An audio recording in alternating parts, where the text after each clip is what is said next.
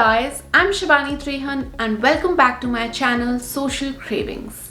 Today I will be sharing a very quick and easy breakfast recipe called OATS CHILLA. Now this is the word for it in Hindi. It's called a chilla. I tried searching an English word for it. I couldn't find anything, but I guess the best way to describe it would be a savory pancake made of oats and vegetables. This recipe is going to be gluten-free, so we will not be adding any maida or any wheat flour, actually any form of flour. You can even have this recipe for lunch or for dinner. सबके घर में एक constant question होता है कि आज खाने में क्या बनेगा. So when you're confused about that answer, you can actually go for this recipe as it is super quick and easy to make. It is also very filling and can be loaded with vegetables, making it super healthy. So this is one of those recipes which you can use, for one of your busy mornings, or when you're super tired from work and you come home in the evening and you really don't want to get into too much cooking. This is the recipe you can try. However, if you do have time or you are someone like me who plans their meals in advance, especially women with endometriosis, I have a recommendation for you.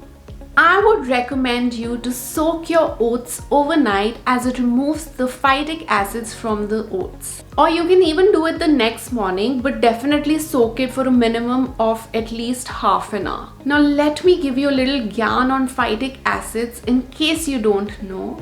Phytic acids are nutrient inhibitors and may block the absorption of certain minerals in the body.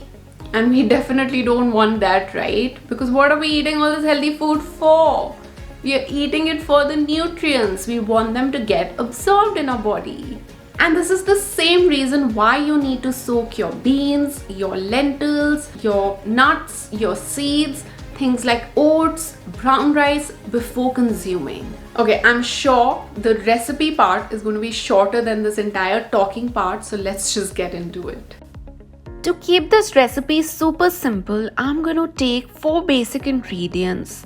First, we have some rolled oats, some cabbage, tomatoes, and some onions. But please note that you can add as many vegetables to this as you want and whatever kind of vegetable you want. For now, I will be using the oats as it is. However, as recommended earlier, I would prefer you having soaked the oats beforehand.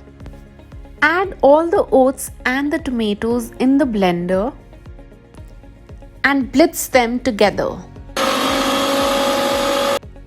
Open the lid and check. Put them together so that they blitz and mix well. And then blitz again. The mix might be slightly dry, so you can add a little water and blitz the mix again. This is the form of consistency that you should be able to get.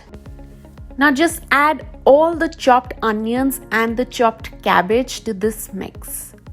This is the point you would like to mix all the vegetables in. Add a pinch of salt, and since the mix looks a little dry, add some water again. If you like yours spicy, you can add a pinch of red chili powder, you can add some cut green chilies, some zira powder, or even some dhania powder.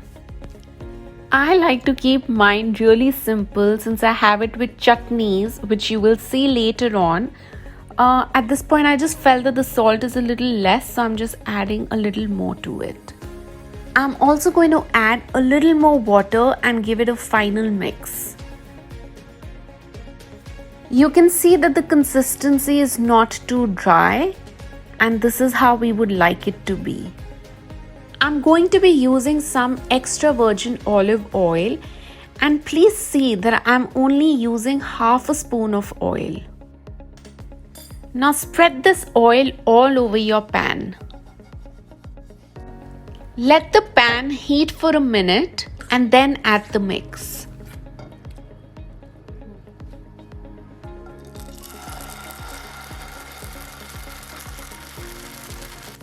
After spreading the mix without any gaps, you can cover it with a lid to cook for 2 minutes.